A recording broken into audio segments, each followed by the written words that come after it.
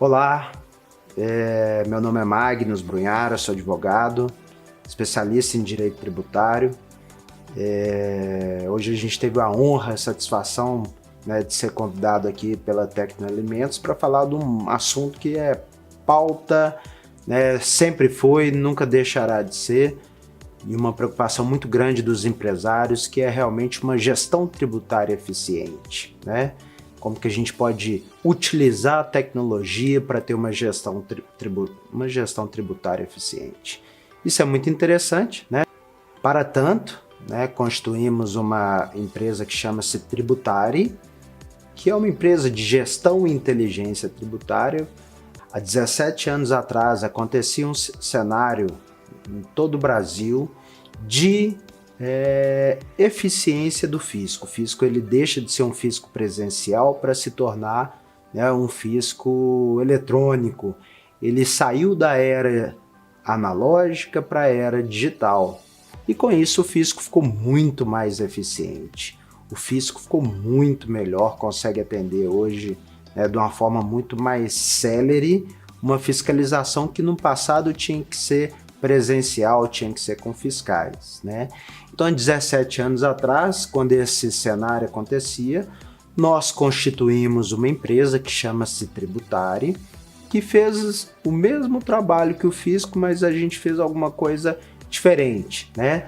O fisco, eu brinco que o fisco fazia isso para o mal, né? A gente faz para o bem, né? O fisco faz com o objetivo de autuar, encontrar inconsistências, débitos tributários, a gente faz com o objetivo de encontrar oportunidades,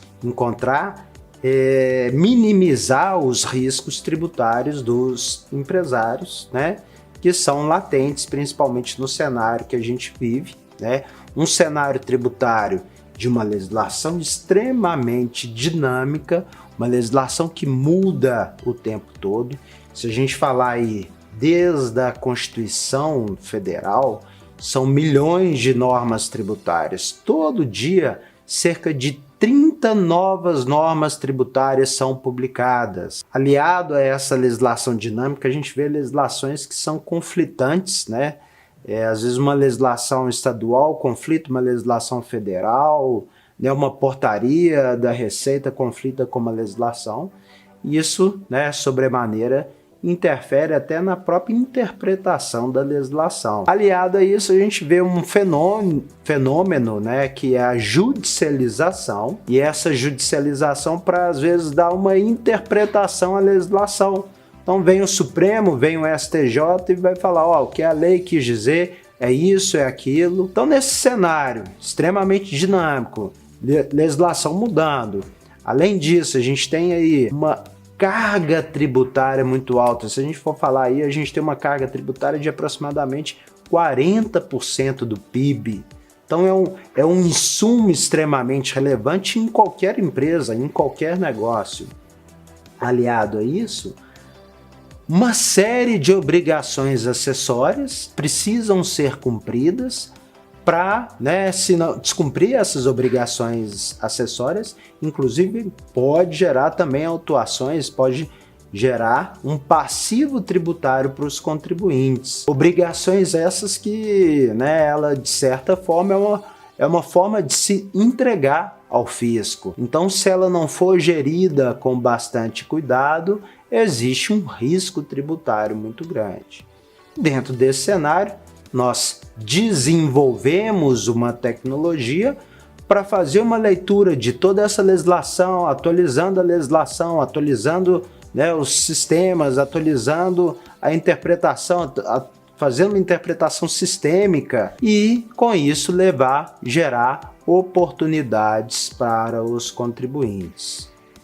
Importante, quando a gente fala desse tipo de trabalho, que se torna um trabalho de otimização de fluxo de caixa. Na medida que a gente, né, faz uma leitura, faz uma auditoria desse passado, a gente consegue fazer o levantamento dos últimos 60 meses. Então, quando eu faço uma leitura desses últimos 60 meses, a gente consegue recuperar tributos que tenham sido pagos a maior ou indevidamente nesse período aí, que é exatamente o período prescricional que o contribuinte pode pleitear. Então, diante desse cenário, né, a gente desenvolveu uma plataforma, porque na verdade o que a gente vislumbra, né, a gente não critica trabalho nem de advogado, nem do contador, que na verdade ele utiliza sistema de gestão ali contábil, sistema de gestão financeira, sistema de gestão de folha, que muitas vezes, né, esses erros, essas inconsistências são sistêmicas, né? Ela já tem um passado aí de geração de, né, tributação indevida, que às vezes para que corrija isso precisa de uma parametrização do sistema, precisa, né, na verdade, de mudar o sistema, então a gente consegue ver que isso se torna problemas sistêmicos. Então é comum os contadores buscarem parceria para fazer esse levantamento, essa revisão desses tributos que eventualmente tenham sido pagos indevidamente nos seus últimos 5 anos, né? Então nós temos uma metodologia de trabalho muito interessante, né? Hoje, como a documentação é toda, né, praticamente toda eletrônica, a gente não precisa de papel, então eletronicamente a gente consegue puxar essas informações para esse sistema nosso, e o que o nosso sistema faz é cruzar essas obrigações acessórias, cruzar SPED com XML, cruzar, né, folha de pagamento com a legislação. Então a gente faz uma série de cruzamentos utilizando inteligência artificial. Esse sistema ele consegue processar mais de 60 mil informações por minuto. Gente, isso é humanamente impossível. Se eu tivesse uma equipe de 100, 200, 300, 400, 500 pessoas que fossem, ninguém teria essa capacidade de processar 60 mil informações num minuto. E por isso, hoje é extremamente importante que os profissionais da área tenham essa tecnologia como aliados mesmo a seu favor, né? E que essa tecnologia gere soluções para o seu negócio. Então o objetivo, né, nosso é esse, levar soluções que gerem fluxo de caixa.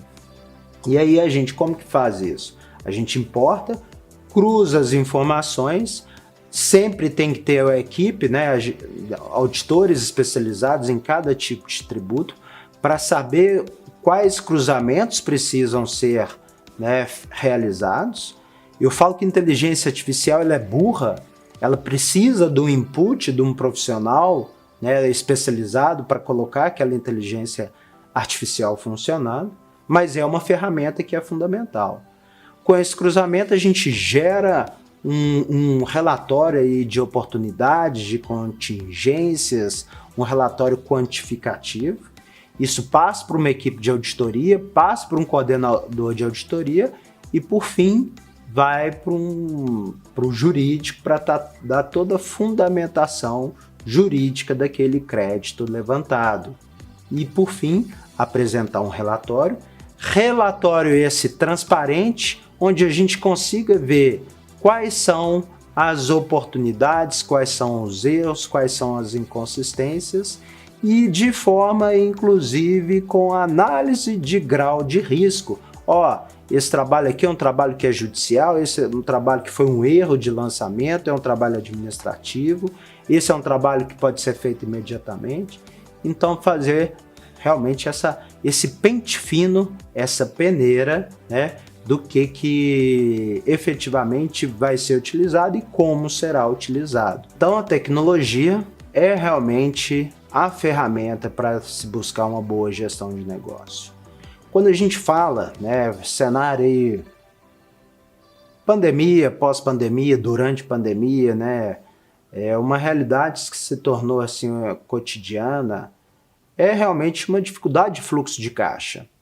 Quando a gente fala nas empresas de gestão, né, todas as empresas recomendam o quê? Uma boa gestão do seu fluxo de caixa, que a gente não sabe. Esse cenário de incertezas, esse cenário de insegurança, ele gera uma dificuldade de fluxo de caixa.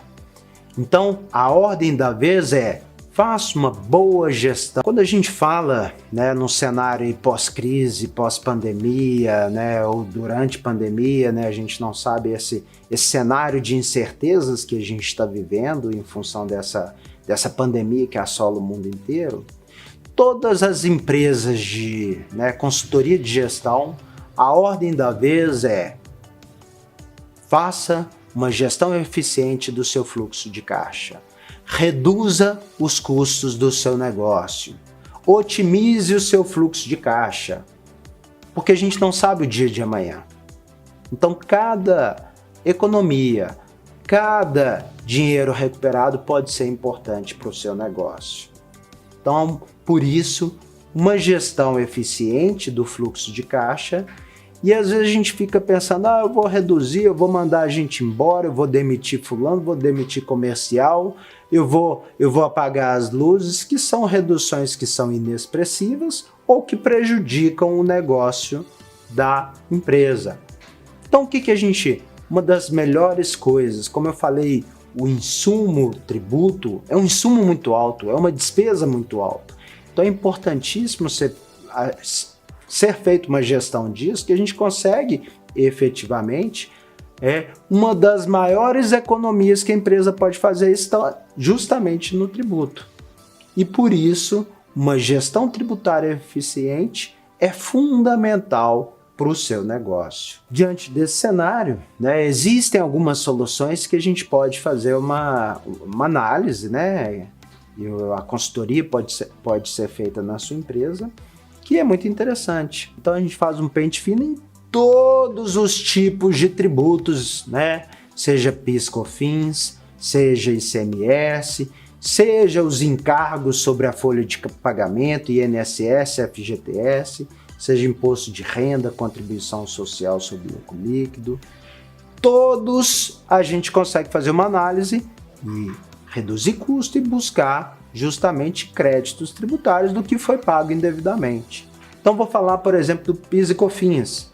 Se a empresa está no regime não cumulativo, ela eventualmente pode, né, foi alargado o conceito de insumos de PIS e COFINS, mas a gente vê que, né, contabilmente o conceito que tem sido utilizado não aproveita todos os insumos possíveis, né? O que a gente pode fazer um trabalho levantando esses créditos que foram pagos, né? Esses créditos que podem ser aproveitados, né, e abatidos pela não cumulatividade do PIS e COFINS. Aliado, né, ainda falando do PIS e COFINS, a gente vê que, né, o Supremo recentemente decidiu pela exclusão do ICMS na base de cálculo do PIS e da COFINS. PIS e COFINS, tributos sobre faturamento, sobre a receita bruta. Mas espera aí, ICM é meu faturamento? ICM não é faturamento da empresa, na verdade, do Estado? Isso não entra no meu conceito de faturamento. Além de eu estar tendo uma bitributação, um tributo sobre um tributo, né, o ICM não pode estar no meu conceito de faturamento. Então o Supremo decidiu, em sede de repercussão geral, né, que esse ICM deve ser decotado do PIS e COFINS. E trabalho esse que a gente pode fazer retroativamente.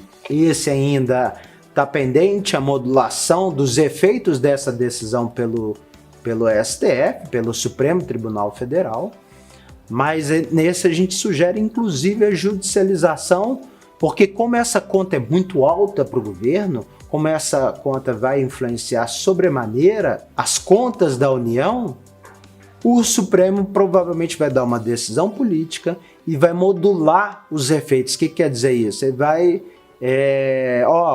o efeito disso, apesar de ser incondicional, o efeito disso é só daqui para frente ou de um passado X, ou só quem tem ação ajuizada é que vai ter direito de recuperar o passado e a gente retira daqui para frente. Então ele vai modular nessas próximas semanas, né? Essa modulação deve sair. E quando a gente fala dessa modulação, interessante que essa modulação ela pode até modular o como fazer o cálculo. Então, se o trabalho não for bem realizado, né, pela sua consultoria, por exemplo, né, no segmento, pode ser que o importante é excluir o ICMS-ST da base do PIS e COFINS.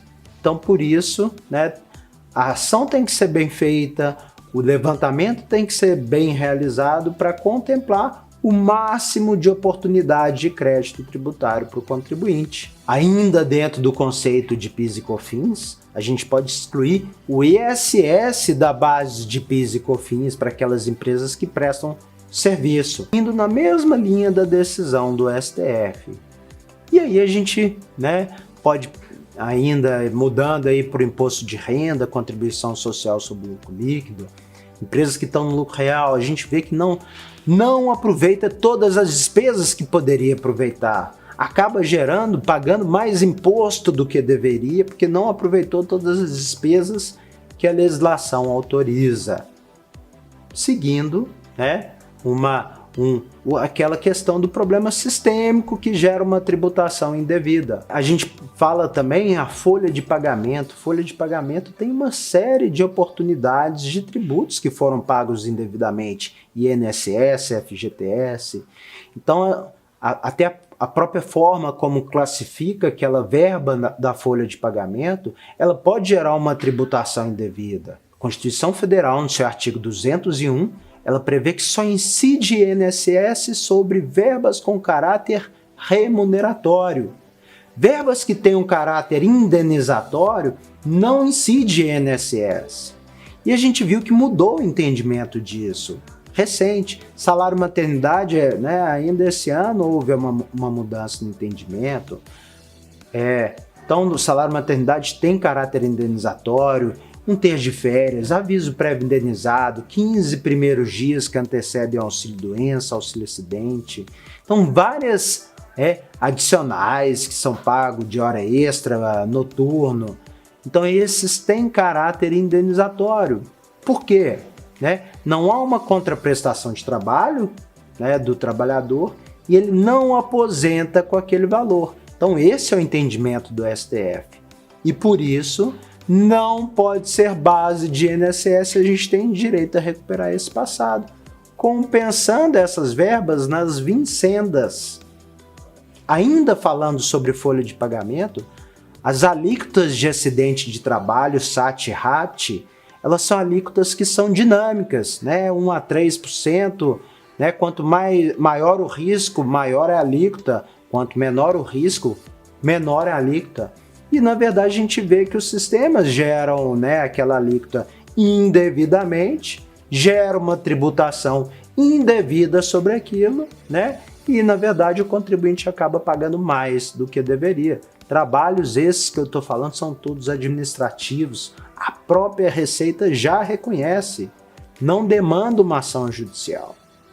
Recentemente também, a STJ se manifestou que o Sistema S, né, que outras entidades, SESC, SENAC, SEBRAE, INCRA, ele deve ser limitado, isso porque a legislação assim determinava, a legislação mudou, mas mudou somente para o INSS. Então a legislação determina que a base de incidência é no máximo 20 salários mínimos. Então, se extravasar essa base de 20 salários mínimos, eu não tenho que ter aquela alíquota de 5,8%, ela não tem que ser sobre a folha de pagamento, ela tem que estar limitada aos 20 salários mínimos. Outro assunto interessante é o ICMS.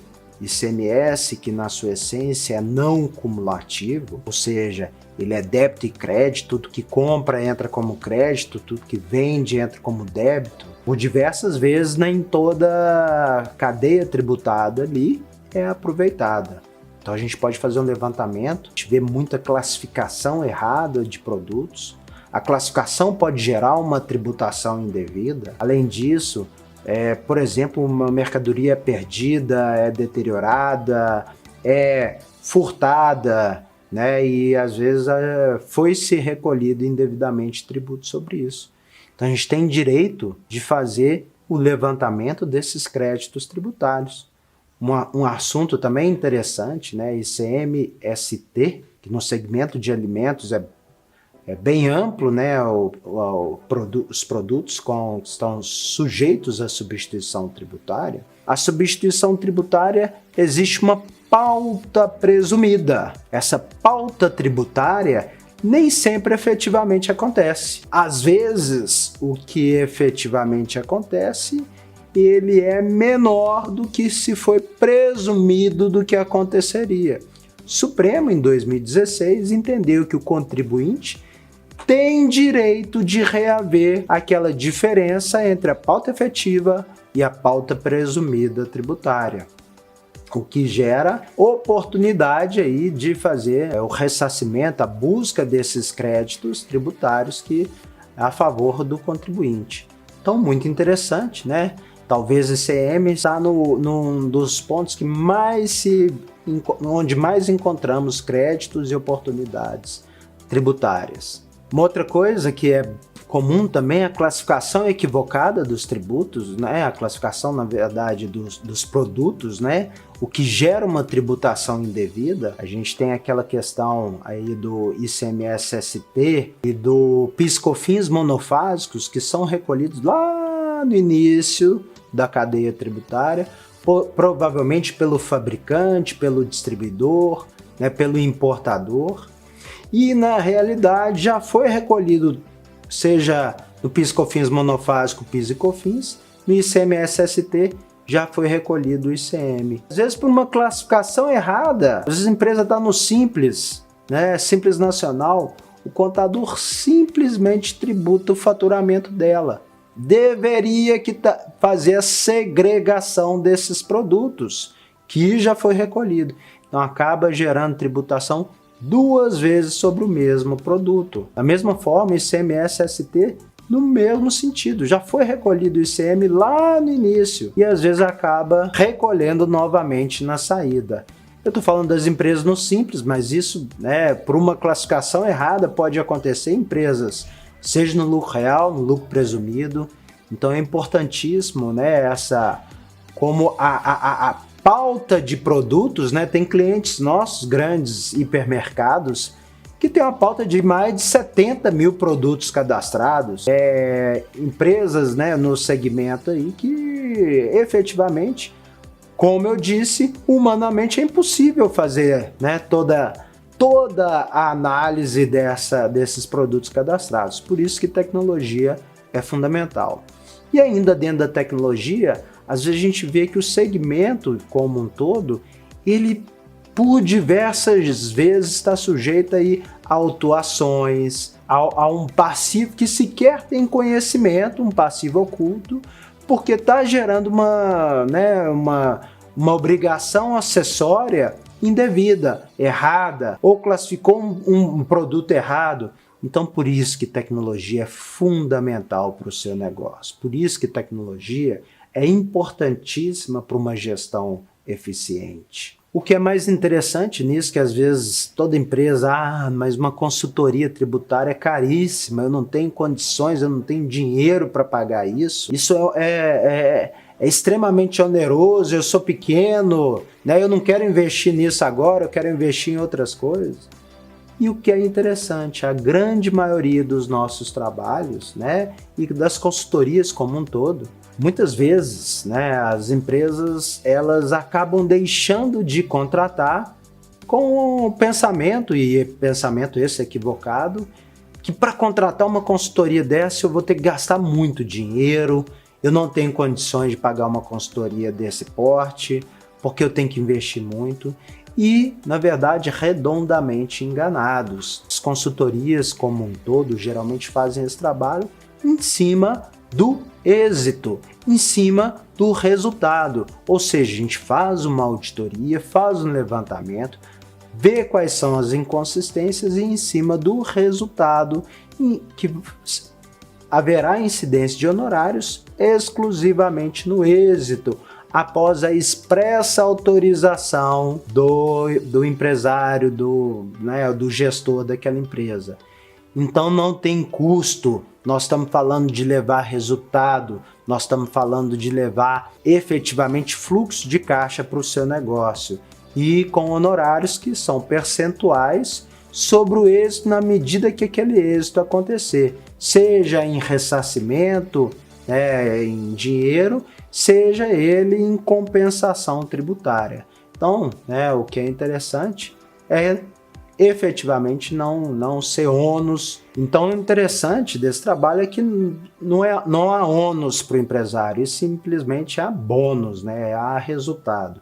Isso é uma forma interessante de se buscar. Na pior das hipóteses, você vai fazer um double check. Eu confio demais na minha empresa, no meu, na minha contabilidade interna, no meu sistema. Então, na pior das hipóteses, você está fazendo um double check no seu negócio, que é importante se eventualmente um fisco vier, ou mesmo importante porque pode levar créditos tributários para o seu negócio. Com essas soluções, a gente encerra por aqui. Se a gente falar de direito tributário, a gente poderia falar aqui 2, 3 dias falando desse assunto, que o tema é muito grande, como eu falei, é muito vasto a própria legislação, mas hoje a ordem da vez é compliance tributário.